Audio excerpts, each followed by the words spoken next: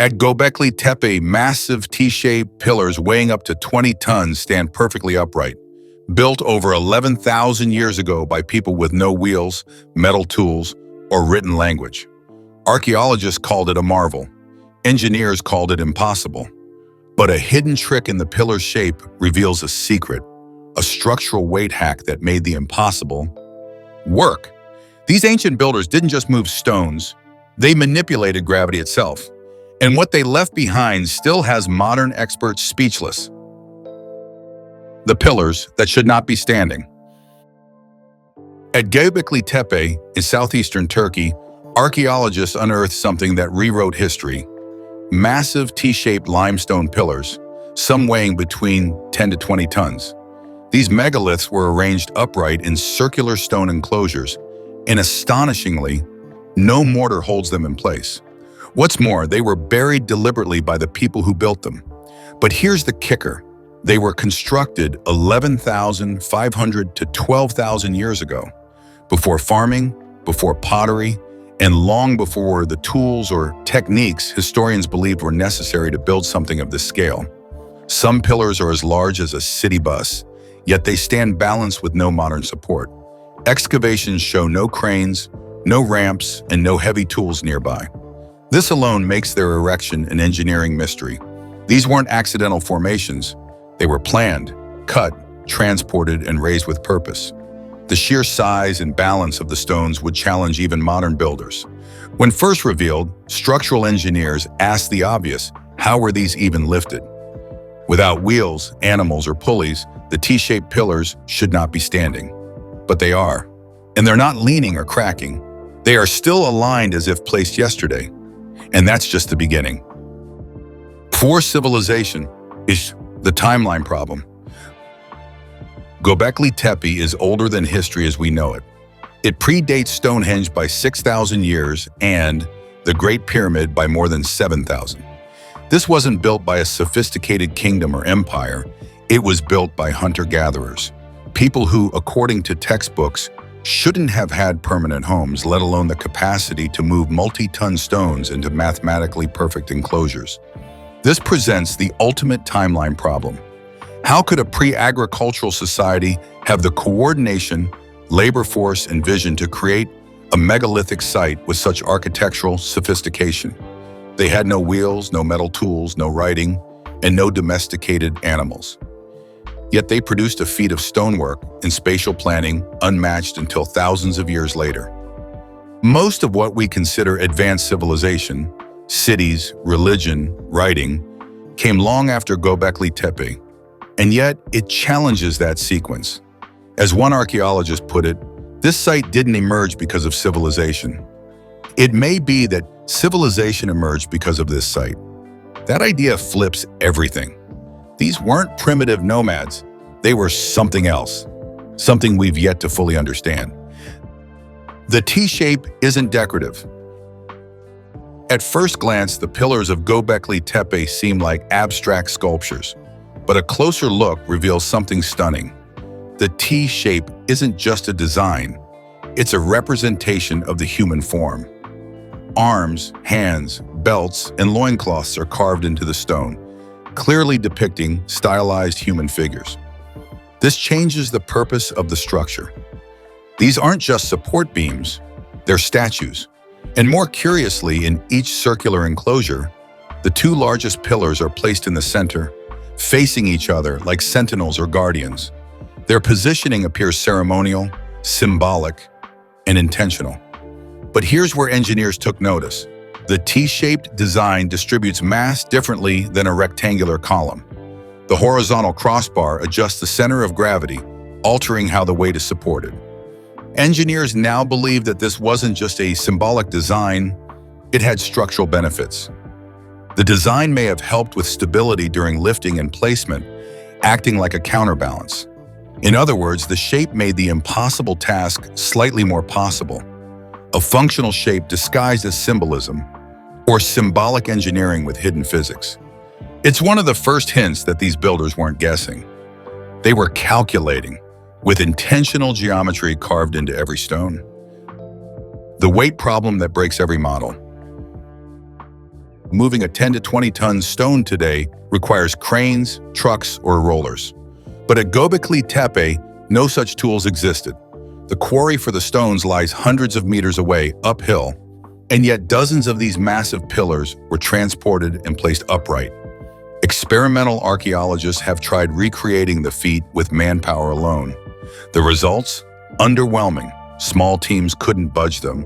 Larger groups could only move them a few feet, and not safely. Add the steep, uneven terrain, and modern simulations fail to match what was done over 11,000 years ago. There's also no evidence of ramps, rollers, or even wheel tracks. The site lacks the typical indicators of heavy object transport, and despite this, each pillar arrived and was positioned with uncanny precision. This points to a missing mechanism. Something, either in technique or design, allowed these ancient builders to do what modern humans struggle to explain. As one engineer stated plainly, the stones are too big, the tools too primitive, the timeline too early, something is missing. That something might lie not in brute strength, but in a hidden trick of physics the builders understood, long before modern science caught up. The weight trick, center of mass control. Modern engineers reviewing the pillar designs found something unexpected. The center of gravity in the T-shaped pillars is much lower than it appears. Despite their towering height, most of the mass is concentrated below the crossbar, essentially making each one a self-stabilizing pendulum. When raised gradually, the force of gravity actually helps. As the pillar tilts upright, its own weight pulls it into position, reducing the risk of tipping. Once upright, its shape locks it into vertical alignment, like a pendulum that naturally finds balance. This principle makes the task far easier than lifting a uniform block. The unique geometry means less effort is needed to stabilize or correct. And more importantly, it explains how the stones could be guided upright without modern tools. This is what engineers now call a passive alignment advantage. It's a trick based on center of mass control, which makes lifting and stabilizing large objects far more efficient, if you understand it. Whoever built Göbekli Tepe understood it. Whether by experiment or intuition, they cracked a core principle of physics that's still taught in engineering schools today. And they used it 12,000 years ago. Stone sockets that do the heavy lifting. Each of Göbekli Tepe's towering pillars doesn't just sit on the ground. It fits perfectly into a carved socket in the bedrock. These precisely shaped holes act like cradles, guiding the pillar into a locked, upright position. Once placed, the only way to remove the stone would be to lift it straight up, something nearly impossible without modern machinery. These sockets function as a passive locking system. They remove the need for scaffolding, ropes, or counterweights. Instead of resisting gravity, the builders used it to their advantage, letting it settle each pillar into place. Once in the socket, even slight shifts in the ground wouldn't topple the stones because stability was designed into the base. The precision is stunning. These sockets were not just functional, they were tailored to each individual pillar, ensuring that even minor differences in shape or size didn't affect the final fit. Engineers today marvel at the execution. As one said, they didn't just place stones, they engineered stability. This innovation hints at a deep understanding of force distribution and structural mechanics. Learned without blueprints, but clearly not without intelligence and repetition. The ground itself was part of the architecture, designed to hold weight with zero margin for error. Lever physics without mathematics. Around the site, archaeologists found pivot stones and fulcrum points near many of the enclosures, evidence that the builders raised the pillars incrementally, not all at once. The likely method? Levering each stone up in small stages, adjusting the angle bit by bit, using gravity and balance rather than brute strength. It's the same principle used in modern incremental lifting systems, where massive structures are raised slowly using levered lifts. But here's the twist. These ancient builders achieved it without calculators, without measurements, and likely without a written math system at all. They simply understood physics through practice. By placing wedge stones and pivots, they created a system where a few people could manage movement that looks impossible on paper. This knowledge wasn't guessed, It was applied consistently across dozens of pillars. Each movement made sense. Each adjustment had purpose. The result was that giant stones were lifted using tiny forces, repeated just the right way. One engineer called it a masterclass in leverage, without the math. What we teach in physics classrooms today, they were executing with stone, muscle, and intuition. And they left no trial and error mess behind, only precision. Precision without tools. One of the most confounding features of Göbekli Tepe isn't just the size or weight of its megalithic pillars. It's the unmatched precision with which they were positioned. Each enclosure follows a perfectly circular layout with evenly spaced pillars and symmetrical central stones. There's no randomness, no margin of error. The entire site radiates geometric intent. And yet, there's no trace of measuring tools, surveying instruments, or any kind of leveling equipment. Distances between stones are nearly identical, suggesting a deep understanding of spatial organization.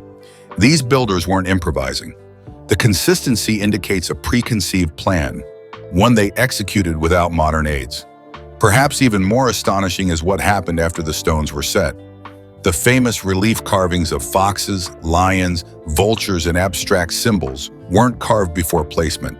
They were chiseled directly onto the vertical surfaces after erection. Today, carving onto upright megaliths without scaffolding while maintaining depth, detail, and balance is a logistical nightmare. It requires stabilization, precision measurement, and risk mitigation. And yet, 12,000 years ago, these unknown builders did it, with stone tools of the uncertain composition and no safety gear. An archaeologist once summed it up perfectly. They planned every detail, then executed it upside down and backwards by modern standards. These weren't primitive marks scratched in stone. They were deliberate, thoughtful, and uniformly scaled. This kind of precision suggests more than intuition. It hints at transmitted knowledge, perhaps orally taught, but deeply ingrained. Without metallurgy, without writing, and without scaffolding, they achieved a level of architectural and artistic control that still confounds engineers, stonemasons, and historians alike. It forces us to reconsider what defines technological sophistication, because whatever was lost, whether tools, techniques, or traditions, it left behind stones so perfectly aligned that they still stand and still defy explanation. Why engineers are still uncomfortable. What Göbekli Tepe reveals is more than just a marvel of prehistoric architecture. It's a deep challenge to modern engineering logic. The site represents a kind of psychological anomaly, a moment in ancient history that refuses to conform to the expected model of technological evolution. Across the vast circular enclosures, there are no signs of trial and error, no incomplete work, no collapsed pillars, no abandoned quarries, no failed attempts. Every structure appears to be fully formed from the outset. The stones are not only precisely placed, but also oriented, shaped, and aligned with consistency that baffles even experienced engineers today. If this was humanity's first large-scale stone project, where's the mess? Where's the learning curve? This is not a site that evolved. It is a site that arrived finished. That fact contradicts one of the bedrock assumptions of engineering and archaeology, that complex design emerges from gradual development. The dominant view suggests humans slowly improve their building skills across generations, moving from huts to stone circles to monuments. But Göbekli Tepe leapfrogs that entire progression. It demonstrates knowledge of load-bearing, foundation stability, circular symmetry, and vertical lift strategies that modern engineers still reference today. And yet, the people who built it had no metal tools, no wheels, no written language, and no blueprints. That raises a question engineers hate to ask but can't ignore. Where did this knowledge come from? If it was developed through experimentation, we should see the failed experiments nearby. But instead, we see only results. Successful, complete, and structurally sound, over and over. This is why so many in the engineering community find Göbekli Tepe so deeply unsettling. The construction adheres to mechanical principles, but defies the timeline of human innovation.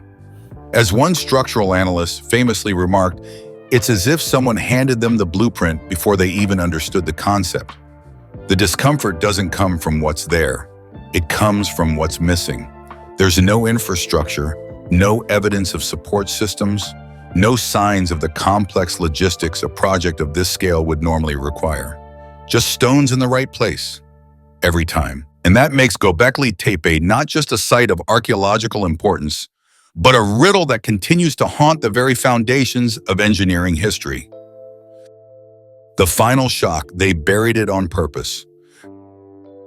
Perhaps the most baffling twist at Göbekli Tepe isn't how it was built, but the fact that its builders buried it on purpose. After constructing a site that still stuns engineers, archaeologists, and historians alike, the creators didn't leave it to decay or be consumed by time. Instead, they methodically backfilled the entire structure with tons of debris, rubble, and sediment, layer by layer. This wasn't abandonment, it was deliberate preservation. The act is so precise that it's almost ritualistic. The massive T-shaped pillars, many carved with animals, abstract symbols, and humanoid forms, were left standing. None were toppled, shattered, or defaced. Instead of dismantling their own achievement, they protected it, sealing it beneath the earth like a time capsule. And this act raises one of the biggest questions in ancient history. Why would a society go through the effort to erase its own masterpiece? Theories abound, from cultural transformation, natural disasters, to even a sacred decision to entomb a powerful site.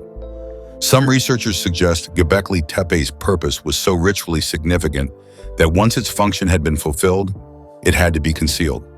Others believe they feared what they created, or what it might symbolize. Still, there's no definitive answer. As archaeologist Klaus Schmidt, who led excavations for over a decade, once said, "It was not just buried, it was entombed with care." The implications are staggering. It suggests the builders weren't just engineers. They were philosophers, planners, and storytellers who thought in terms of generations, not lifetimes. Their actions preserved not only the stone, but the ideas it carried, concepts of structure, ritual, and possibly even cosmology encoded in limestone. This site wasn't erased by time, it was hidden on purpose, and for over 10,000 years it remained silent, until rediscovered in the late 20th century. That silence was intentional. Today, Göbekli Tepe forces us to shift focus. The mystery isn't just how they lifted the stones or what tools they used. The real question is why they walked away after mastering it. What knowledge did they decide to bury? And what future did they imagine would one day unearth it? Göbekli Tepe isn't just a ruin. It's a sealed message, written in stone. And we've only just begun to read it. Göbekli Tepe isn't just an archaeological wonder, it's a blueprint of forgotten knowledge. The discovery of how its T-shaped pillars manipulate center of mass and leverage shows a level of engineering intuition that shouldn't have existed in the Stone Age. This wasn't brute force. It was intelligent design, using gravity, not fighting it. Modern engineers struggle to replicate these feats without cranes or computers, yet the builders of Göbekli Tepe did it with stone tools and no written math. More stunning still is what they did next. They buried it. Not in ruin, but in preservation, like a message meant for a future they could never see. The weight trick isn't just about lifting stone, it's about lifting the veil on a deeper truth. Humanity's past may be far more advanced and more mysterious than we ever imagined. The pillars still stand, the questions grow heavier,